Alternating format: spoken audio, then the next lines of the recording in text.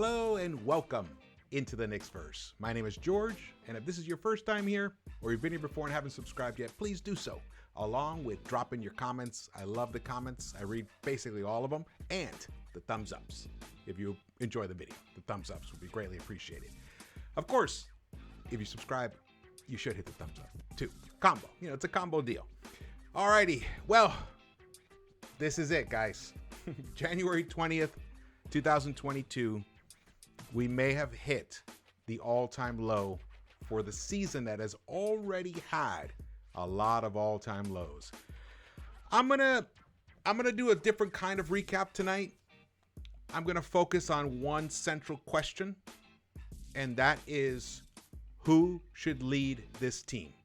And I'm gonna take you into some numbers to back up my feelings about this, because the Knicks have now gotten off to a terrible start in 3 consecutive first quarters, 3 games, and we've lost all 3. We're on a 3-game home losing streak,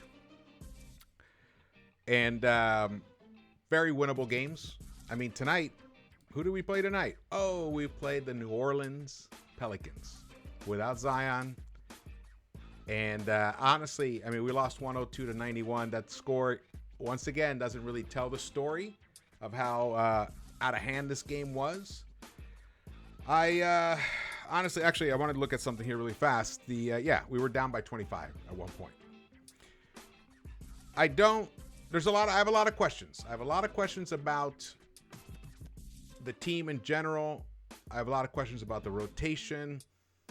I have a lot of questions about the future. What should we do? But, I mean, yes. And one of the main questions ties into that, which is who should lead this team? Because it has become incredibly apparent to me that Julius Randle is no longer the leader of the Knicks in actuality. He is the de facto leader, because of what he achieved last season. And because of, he's still the leading scorer on the team. He's got the biggest contract, all that stuff. And he was all NBA guy last season. So, there's a reason. There's a rationale why he is the quote de facto leader. However, tonight, let's see here. I just want to pull up something here that I just saw. I should have had it ready. I apologize. But not only did Randall have a nightmarish evening, but once again, he didn't come out to talk to the press and the fans. I think this is 7 out of the last 8 games where he hasn't come out to talk after a game, in post game. Yeah. Is that a leader? No. In my opinion, it's not. But we're going to get into that. And let's see, look at some stats here for a second. Look at this. So at the 2:13 mark in the second quarter, RJ hit a 3-pointer to tie the game at 37 all. After the Knicks had gotten off to a horrific start. As you can see it right there. Look at that. That off a made 3. I'm laughing because it's almost comical and you guys can watch the highlight. I'm not showing you any highlights tonight. I have one clip to show you, which is very important. That's going to set up the next part of this video. We're going to get to it. This is not going to be a long recap tonight. Well, I say that and then sometimes I end up talking forever. So, but bear with me here, guys. RJ makes a 3-pointer. The Pelicans race up. They get a layup at the basket. They beat our entire defense back and get an uncontested layup. I don't know it was Herb Jones. Herb Jones, I think that's his name. That's Randall's guy. Yeah, that was Randall's guy. So there's that. And but Randall, he definitely made a point of making his feelings felt. So much so that to end that half, he ended up getting a technical called on him in a tight game at that time. When the game was, it was 42. We had 42, and they had 46. Now, they had 45, so they got the extra tech. So It was a tight game at the half. I mean, look at that line score.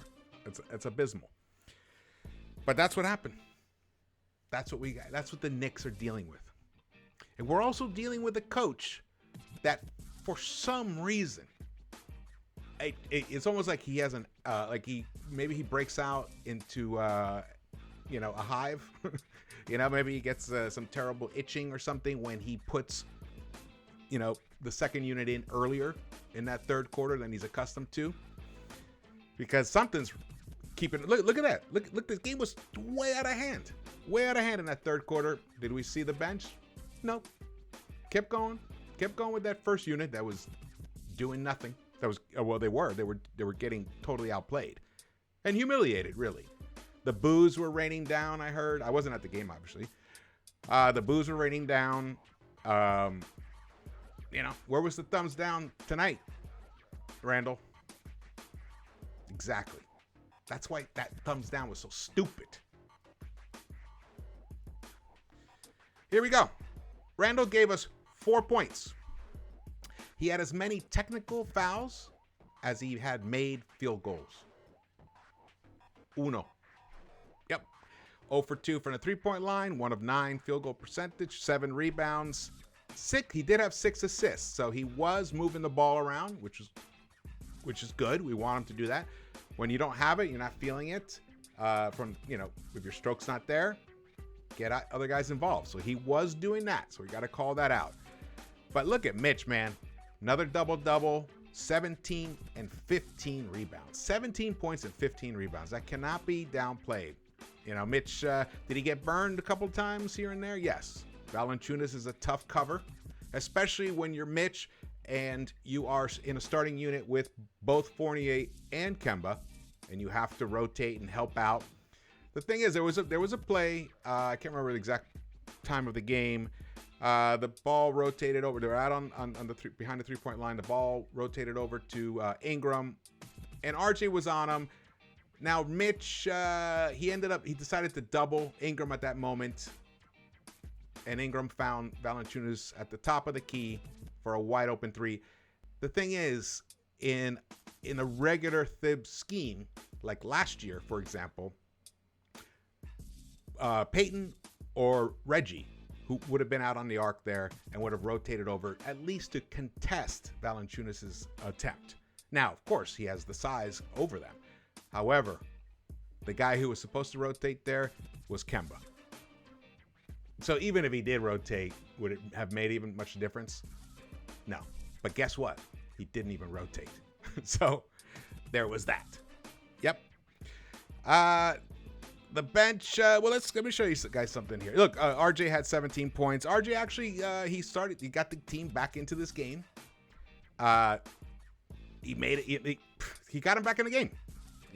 He bully balled his way in. There was some nice fast breaks. He hit a 3, only 1 3, 1 of 5 here.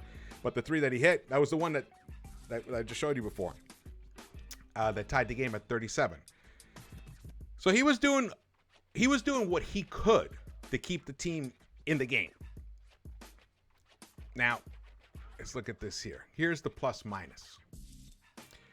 The lowest plus minus, or should we say the highest negative plus minus, Julius Randle, a minus 26. Mitch was a minus 1.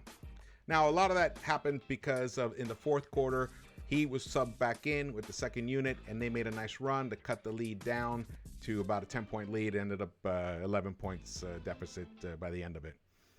In that second unit, almost made us believe we were about at the 5-minute mark, and the lead had been cut down to like 14 points or so, and it looked like, hey, you know what? There's the old adage: if you get it down to 10 points with 4 minutes left, this game, it's still up in the air.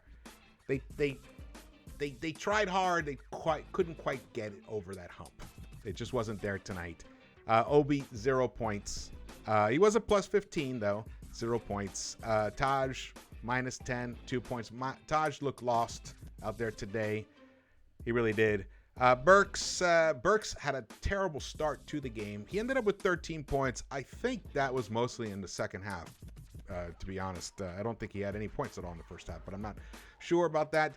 Quickly, 14 points, plus 15. However, often he picked up his dribble. Often he dribbled into traffic. Often he didn't see guys who were open. And that is frustrating because when you are the lead guard, the point guard, you can't miss those opportunities when a guy's open. Like he missed Mitch a couple of times. Who else did he miss? Grimes. He missed Grimes on a play that for sure Grimes would have been wide open in the right corner. He would have drained it. Instead, Q dribbled into the paint into traffic, and I believe it ended up in a turnover or an errant attempt. Either way, didn't result in points.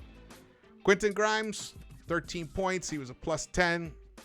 Played some solid defense. He got, he did get, caught out of position a couple times in the first half. So like no one had a good game here. I mean, to be honest, except for Mitch, really. And, RJ to some extent. At least RJ didn't have any turnovers today. So, because he'd had 13 turnovers in the past 2 games combined. So, that was pretty bad. Now, here we go. Look, Pelicans, no one scored 20 or more. Hart, for some reason, Hart, a 6'5" guard, just is kryptonite for Randle. He was making Randle miss left and right. Somehow, he's got Randle's number. I don't know what that means. I mean, I know what it means. It means Randle's way off. Something's going on up here. Yeah. There's like a gear loose in there and it's rattling around and it's creating a very inefficient Julius Randle right now. Yeah. The guy Alvarado, he's a local guy. He came in, he gave 13 points. Good for him. Sucks for us. Ingram, 15 points. Herb Jones, his defense was pretty good. Look at it, 5 of 7 field goals, 11 points, even connected on 1 3-point shot. Valanciunas, he's always a problem. And Devontae Graham didn't have any points in the first half and 15 in the second half. That's what happens when you have streaky shooters, man. When they hit that one bucket, I think you have to make an effort to make a note and then just stay up on them. Don't let them get any air, any space. Yeah. All right, here we go. Here's the team stats here. Assists. Again, we were out assisted, 27-21. We did out rebound them. We had more turnovers and in turn lost that points off turnovers battle. We were at -5 there. Fast break points, they had 14, we had 9 points in the paint. They hurt us there, 46-38. And the 3-point shooting was terrible for us tonight. 9 of 38, 23.7. 9 of 38. Sorry, they hit 11 of 28 for almost 40% 3-point shot. They just caught fire in that second half because the game was still there. It was like staggering around, but the Knicks weren't taking it. We didn't deserve to win this game, even if we had come back and actually done it. Of course, that's a weird thing to say. If we had pulled it off and actually won the game, of course you deserve to win. But you know what I mean? Like, this was painful to watch, guys. It was painful. I'm sparing you the highlights. But I'm going to show you this one highlight right now. It's Evan Fournier in a post-game. It was in a practice interview in between games almost a week and a half ago where he talked about the team and the first unit and its consistency or lack of. Listen to this. Explain the difference between your last game and this game. Like, how does it just turn like that?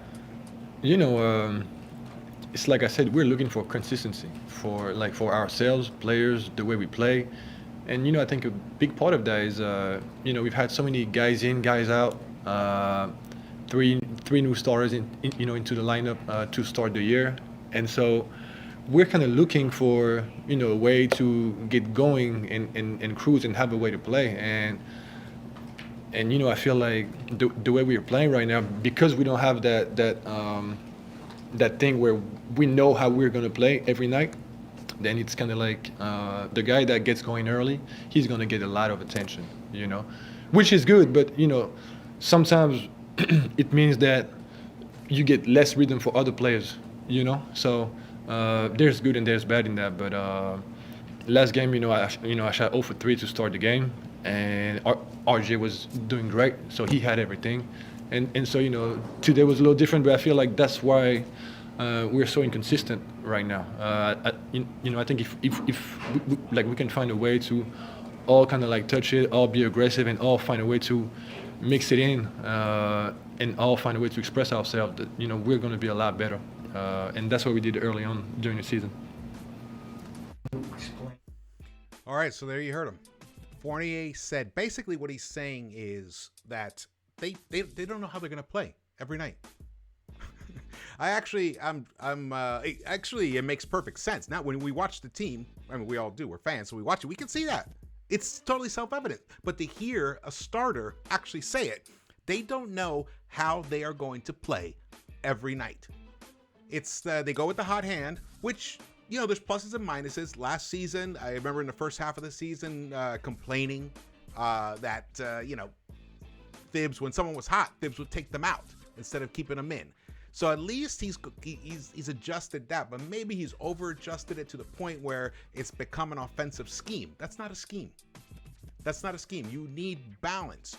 You need to keep all 5 starters involved. You need to keep passing the ball. Everyone has to get touches because, as you heard him say, they lose rhythm.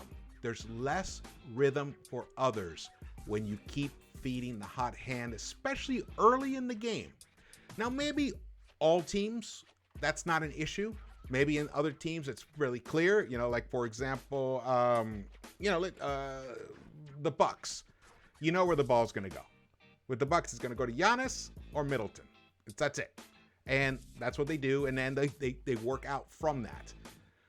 I would imagine the Knicks have a similar scenario where the ball is either going to go to Julius or RJ. But right now, it's just going to Julius. And, well, yes, right now it is. And now with Kemba back, it's hurt RJ tremendously. RJ's not featured in the offense anymore. And look at that. We've lost 3 in a row. Now, I'm not saying it's Kemba's fault. I'm just saying that the way the first unit is structured is so flawed that there is no cohesion. There's a lack of balance. They feel these guys, the way these guys play, maybe not Mitch so much, but the other 4, if they're not getting touches, it lessens their aggressiveness. And if they're not aggressive, what are they? They're passive. That means they're just kind of like feeling the game out. It's like in boxing matches when people used to say, oh, they're just kind of feeling each other out right now in these early rounds. Well, guess what? Unlike in boxing, you can accumulate such a huge lead in that first 12 minutes that it basically makes the rest of the game irrelevant. That's been happening to the Knicks a lot. We have lost the first quarter the past 3 times and lost all 3 games each time. Here we go. This is what we're talking about here. Who should lead the New York Knicks moving forward? The New York Knicks are currently 22 and 24. We are now in, just want to be 100%. Yep, we're still in 11th place behind the Toronto Raptors. We're 7.5 games back. And if you look at these stats, these are the stats of the last 10 games. RJ's 23 points per game, 6 rebounds, 3+ assists, shooting 45.7% field goal, 40% from the 3-point line. He's even averaging almost a steal per game, and he's averaging 3 turnovers per game, which is high, but tonight he didn't have any. So, look at Randle's last 10 games. And remember, he hasn't come out for a press conference. And I believe these 10 games, do they include the infamous thumbs down? I can't remember the exact calendar, but it's within range of that. Remember, he hasn't come out for a post-game interview in 7 out of the last 8 games. So 18.4 points. He is doing well with the boards, 10.6, doing well with the assists, 5.5. But look at the field goal percentage. His overall field goal percentage is almost the same as RJ's 3-point percentage, 40.7. His 3-point percentage for Julius Randle is below 24% at 23.9. this team can't win if that's going to be the case and if that's going to be your leader. And then we can talk about all the emotional stuff. And also, remember these. RJ, not so much, because he doesn't really force it. When he commits a turnover, it's a turnover and stuff. But Randle, because the ball's in his hands often, and he's wasting the clock by trying to ISO somebody, it ends up in that turnover, that non-turnover turnover, where someone has to heave a shot to beat the shot clock. Those aren't counted in here.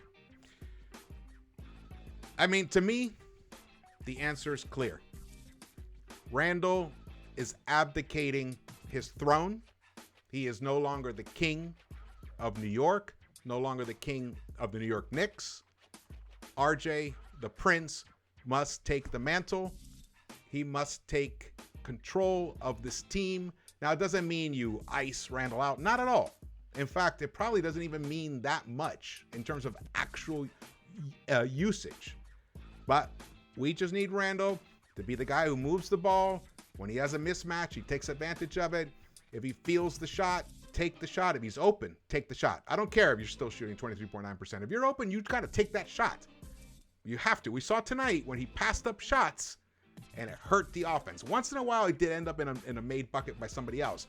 But generally, the offense caves in when the ball moves around or someone makes a play to get someone an open shot, in this case Randle, and he doesn't take it, it just caves in. So that's it.